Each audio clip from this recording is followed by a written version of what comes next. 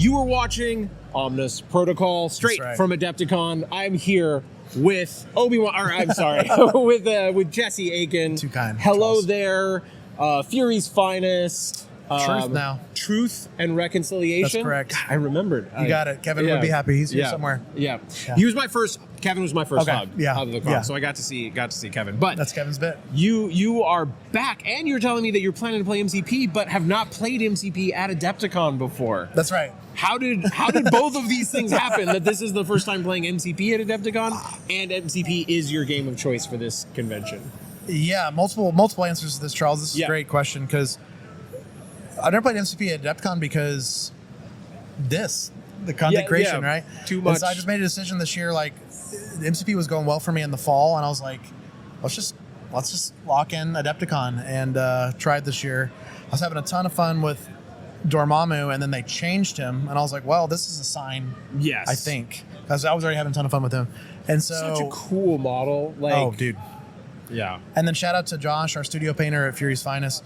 I was like, okay, I'm gonna make this extra fun for myself. I have an idea, and Charles likes this. I like how you're like, yeah, Fury's Finest has a studio painter for you little pleb podcasts out there. Like, get to our level. It's all shout outs to Josh. Yeah. And if you see him in the Discords, his name is Goodnight Nurse, but his page is called Blue Monkey Miniatures on Instagram.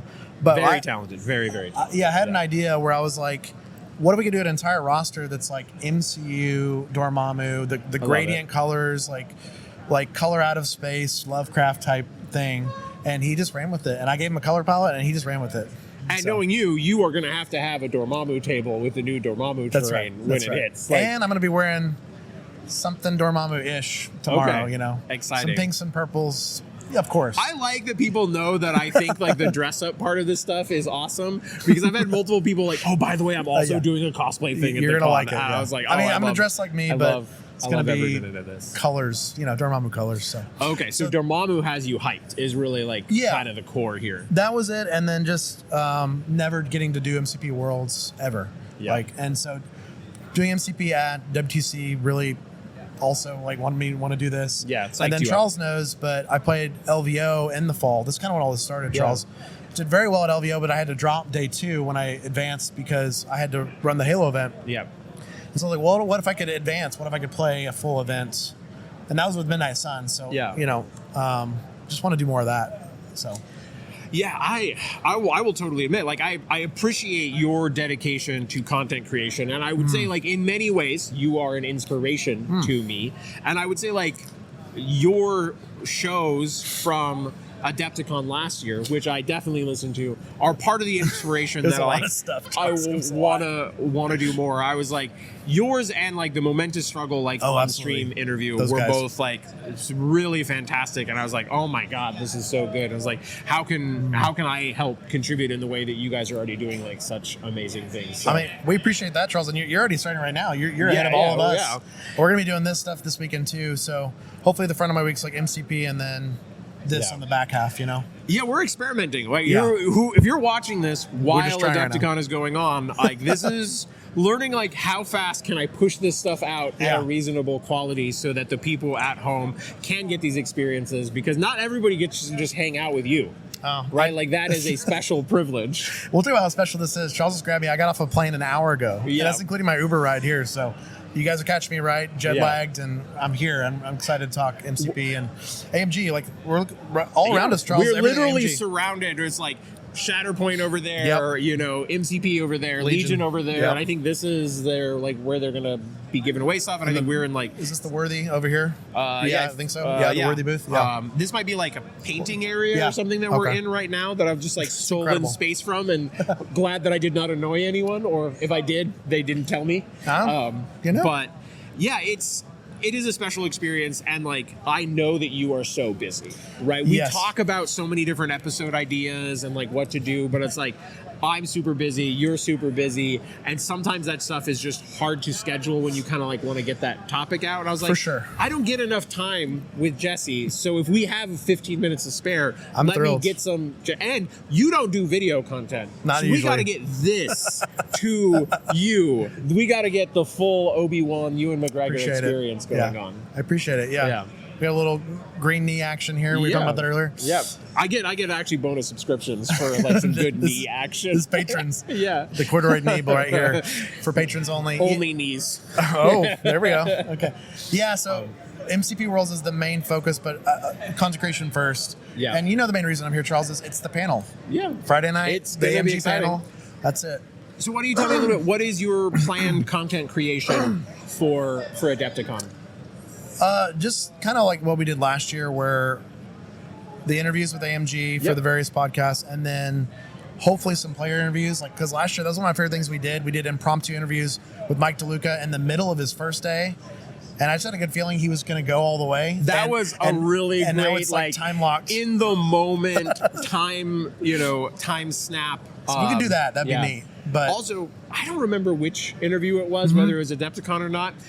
When you got into AMG discussing the choices in card art and which art to use on the cards, that was a fantastic episode. I appreciate that, yeah. That one stood out to me as like, oh my God, I just loved listening to this. I love doing the interviews with them. It's one of my things I've fallen in love with this hobby. Yeah. This part of the hobby that we do, Charles, that we've been doing for so long. That's a new part for me, is like the last couple of years is these interviews, like just kind of following the path. You're good at it. And I enjoy that. So I'm hopefully going to do more of that. Kevin's competing in Halo Nationals on Friday. I can't compete this year. I did compete last year and did well. And then, so Kevin's going to take it this year.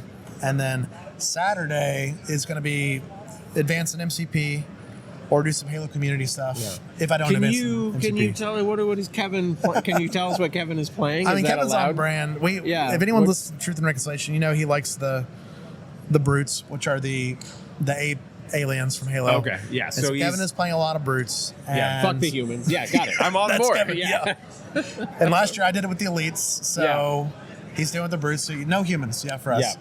All right, that's exciting. So I'm sure you're like also wanting to like keep up with how your guy is doing. That's what I want. Yeah. And then also Chris. This will be my first time meeting Chris. Oh my gosh, I have not met Chris yet. So let me tell you about this. Chris is playing MCP Worlds. I'm so proud of him. MCP Timelines. And MCP Teams. Love it. So he's really stretching himself the most he's done this year, and so he's going to have a ton of just stories and experiences that are all different. Like the team format, worlds, and timelines are all different animals. So he's going to be doing all that. So that's awesome.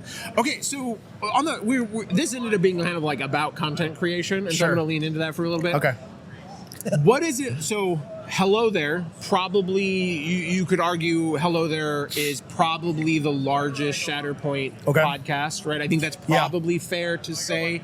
But obviously you had a shift, and Amon needed to step away for good reasons. Great reasons. What is it like for you as a content creator kind of going through that adjustment where you have amazing rapport, you have like two people who kind of like unite into a, if not perfect, near perfect show, right? And but then you kind of lose your guy, and then you got to evolve and decide what is going on next with the show. Like, what is that like, and how has that been for Hello There? Well, a big shout out to the producers who have really stepped up in this category. So, Matt Booker, Dan, Kevin, like the list goes on. Now we have JR and Javier and these other. They've stepped up a lot, just like wanting to talk about Shatterpoint. And then.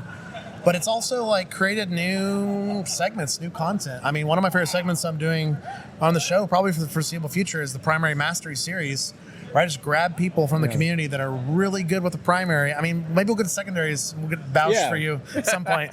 But, we'll get Charles on regardless. But and just pick their brain about those primaries, and like that's like Shock T. We're talking secondaries. I probably should do Shock T. Goodness! I am a Boosh lover, but I've played Shock T in a lot of different list combinations. Well, that series has been really cool because it's community members, and it's its own separate thing, and it's evergreen content around that. So like it's just been finding new ways to do that, and then of course us actively choosing to do Legion in the fall to now, and Legion obviously has grown a lot since the fall, actually. So it was good timing. You were just telling me that I know very, very little about Legion, but you were just telling me this is called Second Edition. Is that? I don't know. It's not called Second Edition. That's the community's calling it. Okay. It's called 2.0 or 2.6, I think. Is what all right, CC2 community it's not Second Edition. But this the new kind of launch with AMG. You were saying that you really like this version, and you had played the prior version a lot from years ago. Fantasy Flight, yes. right? Fantasy 5.5 years ago was the last time I played Legion, and now I'm playing again. So can you just tell me a little bit like what makes the game like take that level up step? Like what is it about it that's... There's a lot of layers, and I'm still learning the new rules, to be honest. There's a lot of new rules that AMG's kind of worked in, and they've even reworked old rules to be better. But in a nutshell, like the turn 0 has changed a lot more. It's a lot more like MCP. There's a lot more layers to the turn 0. And also there's a higher emphasis on scoring. Okay. Which I think AMG really excels at. Yeah. And not that you can't like shoot someone off the table, but it originally used to be you could just win by that. Okay, and now you've got to play the objectives, and not only are there primary objectives, there are secondary objectives as well. And so it's kind of an MCP format. It'd be like secures and extracts that are different, but there's a ban phase as well. And so there's like a layer of you pull your secondary, and I don't want to play that, so I put my secondary on top of yours. And so there's just a layer of the game was not in the original Legion at all. And then balance has been very good. The game is probably in its most balanced state. I'm more balanced, and there's some really interesting depth. Not depth for the sake of depth, but depth for the sake of like adding interesting decision making. Yes, and I love the droids, and I'm very lucky they're good right now. But also like AMG, part of the reason they're making them better was less about aggressive meta pieces and just bringing the point cost of things down. You know what I mean? So like droidicas were one of my favorite things in Star Wars. They just were too pricey in the old game, and now they're just affordable. Yeah. You're like, well, what this does is actually cool. Like we made it do everything that it should do. It's the same model, but now it fits in a space if you want it, right? Yeah. So there's an element of that, and then we all know Legion. Like the Legion community, like has some of the best train boards in the world, I think, and then they just have a very vibrant community. So it's really cool to see the new game with that same community pushing forward, I think. And so I am playing Legion here this weekend on tomorrow, the competitive warm-up, but I'm not playing in Worlds, but it is the Worlds warm-up. So gotcha.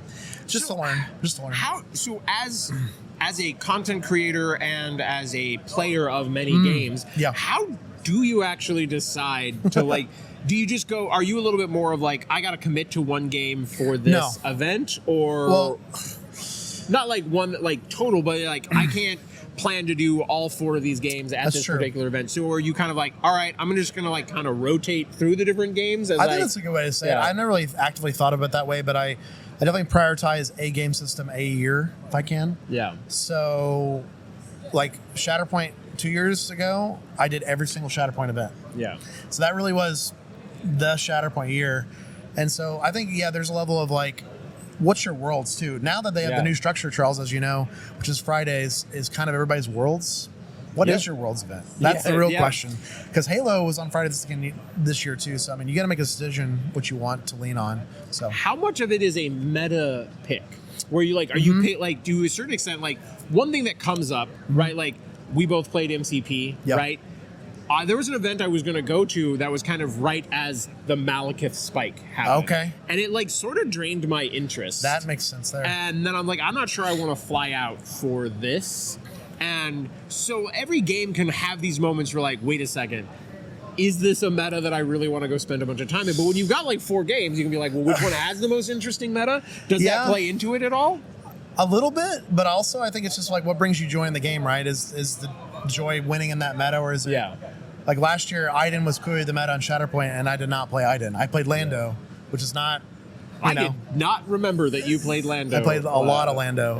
Lando Hunter, a lot of that. That was a ton of fun. Is a Lando Hunter the I'm gonna put you on the spot. What is the best second primary to go with Lando? I mean, probably these days in the new game, probably just like Mando or something. Yeah, like Mando with Empire stuff. Okay, and then you give Lando with they can talk with. Yeah, but I do think the Lando Hunter last year was very good. I think it was. Things have changed, but I've been really meaning to try Lando Armorer. I think that could be turn them like, because there's a lot of things like Armor struggles to get over like the hump. She's often one damage shy. So what happens if you just have like Rebel Commandos, right? And you're just giving her one more damage, or you've got stuff like if you go Empire and you bring Death Troopers, so Paz can be Empire and you're supporting Fire Dash. Like crazy. How does that all? It's kind of endless what he can do. Yeah. And let's not forget he has the Bespin tag too, which is super weird, but occasionally it matters where it's like, oh, Agent Callus is my list. Well, that's an extra reroll or whatever. Like, there's just like little weird, there's little weird things where, if you're bouncing the keywords right. But yeah, Lando is a ton of fun. So I think it's like what brings you your joy. So for me right now is getting a ton of joy out of MCP. It's not only is like I'm just enjoying it, and like I did not even think about your. If I get what you're saying is, you can have Lando give the Bespin tag to Callus. Wow. Sorry, I'm having this like. I'm not saying it's good, but I'm saying. But it is absolutely just a thing. You're like, he's already a rebel, right? Yeah. Like you just like have him in the list, and then like suddenly he cranks up the reroll potential on. Oh yeah, on Lando, which is interesting because you don't usually need to give out a tag on Lando's turn. Yeah. Right, yeah, and so if you just give it to Callus, it doesn't cost you anything, and Callus is great. Wow, Lando and Leia. I know you got into my brain already. I don't know if that's the way, but I mean, like think of like Callus. Like people were doing Callus in like the Freedom Fighter Leia list, right? Yeah. Callus getting Ewok is like. It's crazy, the amount of rerolls. I mean, we're going to see a lot of Callus this weekend. Ezra and Kanan rerolling like 4 dice is not okay. It's not okay. So, yeah, I think it's like, what are you enjoying at the time? So for me right now, it's always content creation first. Yes. And then it's what game am I just really wanting to experience that at that event, really. Yeah. So makes total sense. I looked out at LVO that I got to play at least in a day of MCP and then do our Halo events for the rest of the days. So that to me was kind of perfect because I was like, I'm doing both, right? Yeah. But that's kind of what I'm doing this weekend here. But yeah, Dormammu, I'm just having a ton of fun. So I was like, well, it's Dormammu this year. And it's such a cool model. Oh, and my whole list out there on the table, I hope you guys see it. But I'm going to send Charles some pictures. But everyone is under the influence of Dormammu, and everybody's in the dark dimension. So everyone matches. Okay, everyone matches. That is really something like I have would Weapon love to X, see. and he has like purple Namatog claws, and he's like undead. Like he's been taken over by, things like that. That's sick. So, all Josh. All right. All credit to Josh. I love it. All right, well, I don't want to take too much of your time, Jesse, but I'm excited to hear about how you do with this Dormammu list. And why don't you tell the viewers where they can find you and these potential post-Adepticon interviews? Of course, you guys can find me online on Discord, just at Jesse Aiken. That's EAKIN. And watch Hello There, Fury's Finest, and Truth and Reconciliation for all of our post-Adepticon content. We also have content out right now that was like we recorded right before we left on all these shows. So like if you want to hear about our thoughts, like what Halo, Star Wars, and Marvel might look like before you get here, are listening right now, good time to do it. So appreciate you guys listening as always. So yeah, if you're watching this, you're like, I need more stuff to watch right now. Check out all the videos that people drop, not videos, but like any of this episodes, stuff. Podcasts that dropped, so in preparation for this. We will try to bring you in as much as we can. But until the next time that Jesse and I build a list on a show. Yeah, that's right. Later, nerds. See you guys.